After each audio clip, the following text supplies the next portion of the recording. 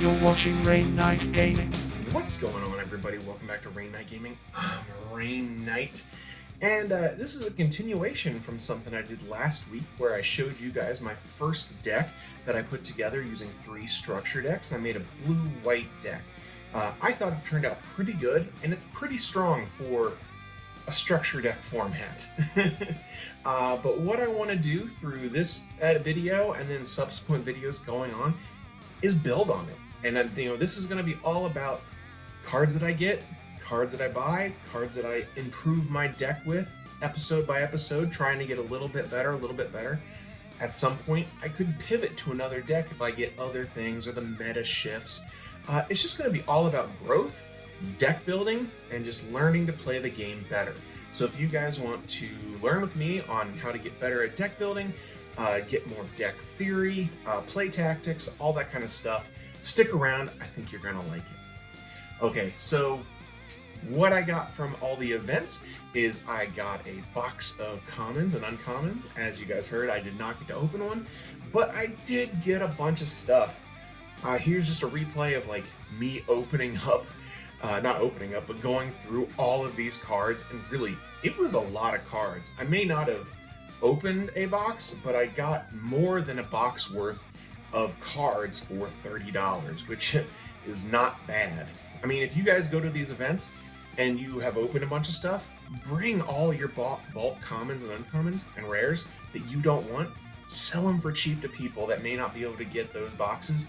That would be super helpful just to build this community, because I think one of the bottlenecks people are going to have for us growing is just people being able to get cards.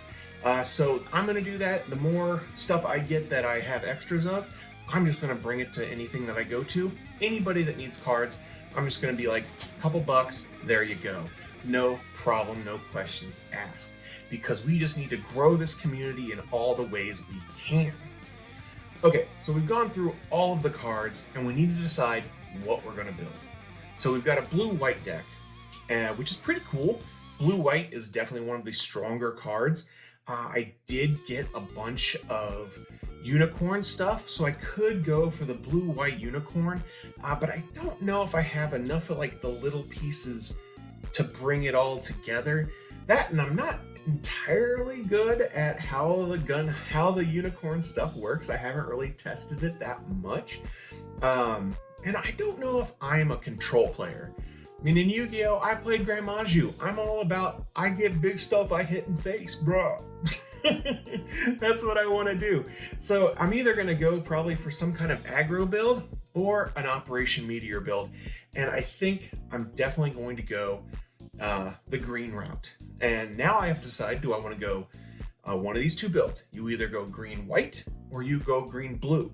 Now, green-blue was the initial, it was the what was it called? The 1 Year War type deck, no, that was a different deck. No. The Operation Meteor deck was just like blue control with the big end game stuff, because blue has a lot of early to middle-ish cards, and then the green has all the end game cards. But it had trouble getting to that end game. So I don't think I'm going to go the blue route. I think I got to go the white route. Plus, the structure decks come with a ton of the white stuff that is really good to play. And then the cards that I got a bunch of the blockers that I needed, a bunch of the searchers that I needed, and some of the LRs I needed. So I think I have to go with green-white. Now the problem here is I've got to figure out ratios, because I don't have any Death Scythe, or excuse me, Big Daddy Death Scythe. I have little baby Death Scythes, but that one's really not good unless you're running the big ones as well. Just because that one is just good for that early game, but you really need your Death Scythe to help ramp you up to those bigger ones. So I'm definitely going to be trying to get hold of those. Check out later episodes. Hopefully you can see me track some of that down. I'm excited to try to get that stuff. But I would definitely want to run like a lot of early game blockers, maybe 1 or 2 that are going to give me some really good pressure. And obviously I have to run all the ramp stuff I can, because I don't have Death Scythe to do its ramp, because when you pair him, you get to give yourself a rested energy which is just super helpful going from him and skipping a level. That's basically, if you don't know what ramp is, you're getting those rested energies or getting those extra energies to skip a level forward. So you go from like turn 4 to turn 6. So you're able to just jump ahead and put out those bigger units faster than your opponent can. So I've definitely got to play like all the bird modes, and then there's a command that does it. I got to search that one out, and just anything and everything that's going to let me get to my end game. And yeah, I have a feeling that going through this, building it, it's going to be a lot of fun. I had so much fun putting all this together, and I finally figured out exactly how I wanted the deck to look. This is kind of my finished how things are. I know it's not perfect, but I'm pretty happy with the build.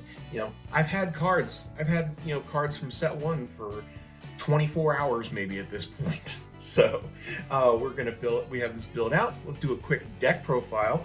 I don't want to keep you guys here for too long because we're not going to show any live gameplay today, just because I don't have anybody to play.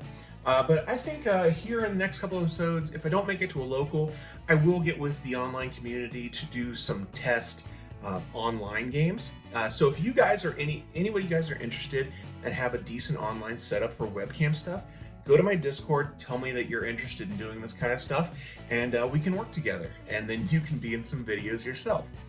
Okay, here is my deck profile. So this is my first competitive deck profile. Straight 50 cards, as it has to be. Green, white. So first up, I play 3 of the Zaku 2. I know you're thinking, it's like, Zaku 2, why are you running that? Well, one thing you want to do with this deck is you want to be able to get off on a good foot. And this guy, if you get him out really early, you're going to be able to clear that base, the EX base, right away, because he can swing for 3. And if you get him out with another one of your blockers, you can start clearing bases as well. So I think that's just a really good card to have. He's really good. I wanted to play him at 3, but I just couldn't quite make it fit. Then I'm playing 4 Zwart. This is just, I think, one of the best early game cards. Yes, he can't swing at bases. He would be completely overpowered if he could. This is just going to be a card that you get out early, and it's going to be able to trade with a lot of stuff. Any of those 1 damage weenies, he can block. Anybody with 2, he's going to trade with and kill anything with 3 life. So he is amazing. I think he's easily one of the best white cards for early game. And luckily I did get to pick up 4 Gundam Lifith? Larfith? That's another one I'm mispronouncing. You guys love pointing out that I'm doing a terrible job of pronouncing this stuff. Keep pointing that out. I'm gonna get it eventually. Maybe. But this guy's really good just because he's a 2/4, so 2 is going to trade pretty early, and 4 is going to survive a lot of early death, a lot of attacks. Like, even if he's getting attacked by one of these 2, he survives. And so he's just going to be a really, really good early game blocker that's going to survive things and just help you out through the beginning of the game. Then we've got our early game ramp. I didn't want to play 4 of these, but I kind of really have to, just because getting that early ramp is super, super important. Luckily, he gives you the ramp.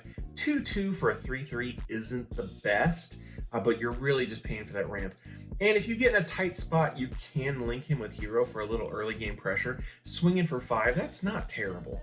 So this is just a pretty decent card just because you need its effects to get going in the game. And then back to the blockers. Playing 4 Launcher Strike Gundam.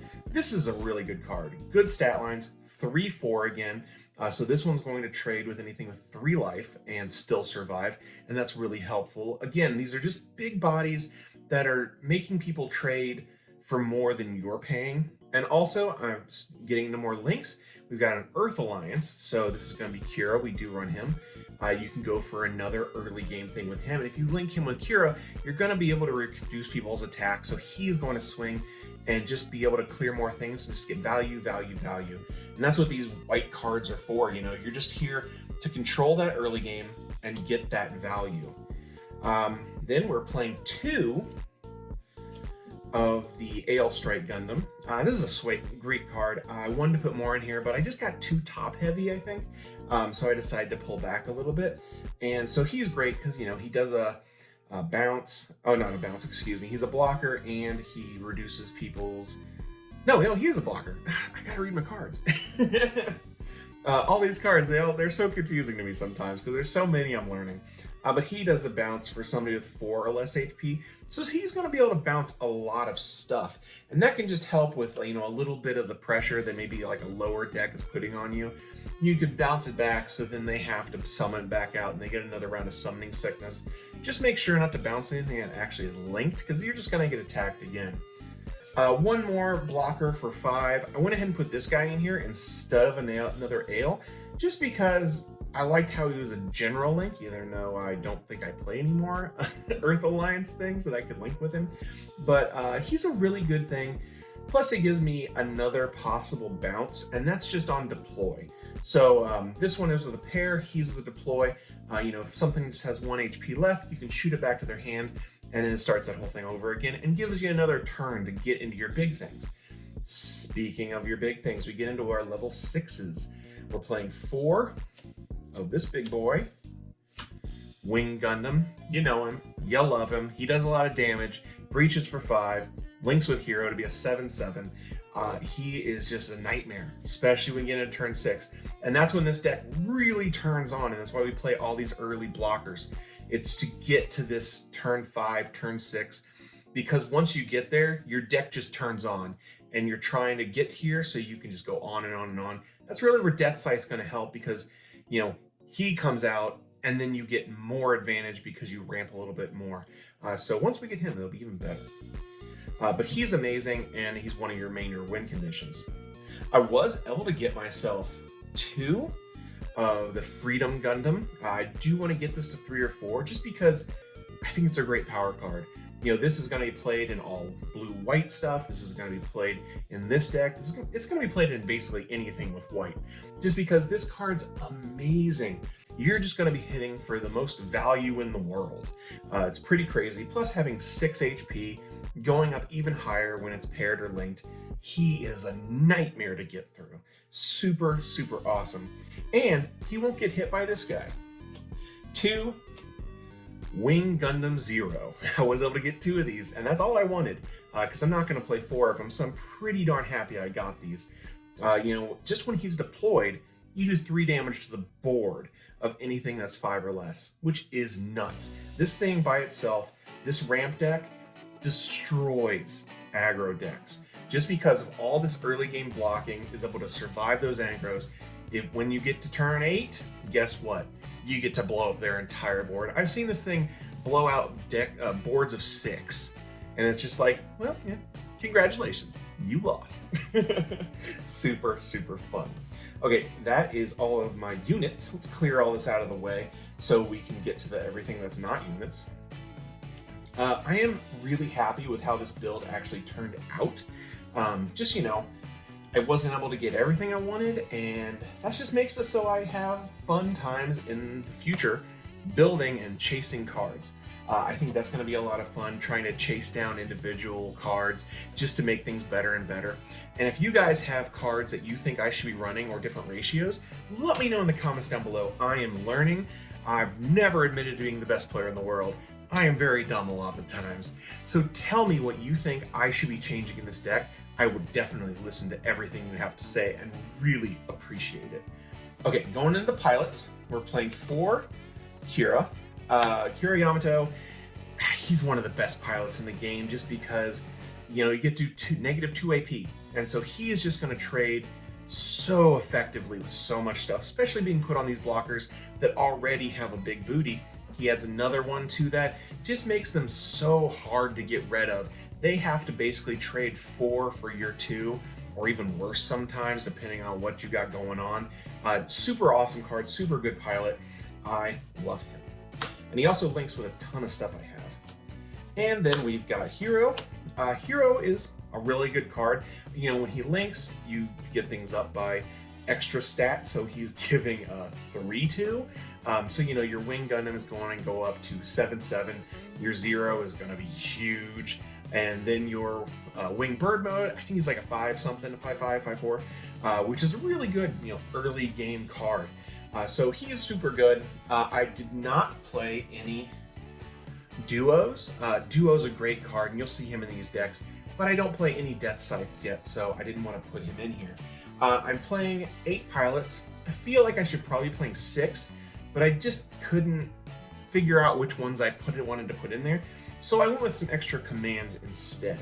I decided to go with, as soon as I find them, here we go. Put things out of order. I went with a whole bunch of searchers. So I did 3 of Path to Victory Defeat. Probably could have bounced it up to 4 just because I'm playing a lot of Operation Meteor and M, but I do play a lot of, you know, just other white stuff, which isn't going to be searched out. So I feel the ratios are pretty good for 3 of these coming out, and I'll be able to hit at least something on those searches. And it's only a 1 cost. Yes, it's at turn 5, which is kind of late, but you really can't use a lot of the Operation Meteor stuff until then, so it's not that huge of a loss. Plus, only being a cost of 1 is really, really good. And of course, all the pilots are 1, and then this next one is 1. One of the best, probably the best early game searcher, Overflowing Affection. I'm playing 3, another one. You could talk me into playing 4. It's just a super, super good card. You know, turn 2. You get to draw 2, put 1 back, and just fix your hand a little better. Awesome. It's good in the early game. It's good in the late game. It only costs 1. It's so good. And then this one, I saw people playing it. I'm like, yeah, I should play that, especially since I don't have the Death Sights. Broken record, I know. I'm playing 2 of First Contact. What this does is, if it's a burst effect, which gives me 1 EX resource, which is awesome, or I get to place 1 rested resource. So, you know, on turn 3, I can go ahead and put that out, and then I get to skip turn 4. So, it can be handy. Yeah, you may miss a little, you may start to fall behind a little bit if you play this early, but, you know, sometimes you just have to try to get that ramp. And that's what all the blockers are for. You know, you're trying to stay alive for it.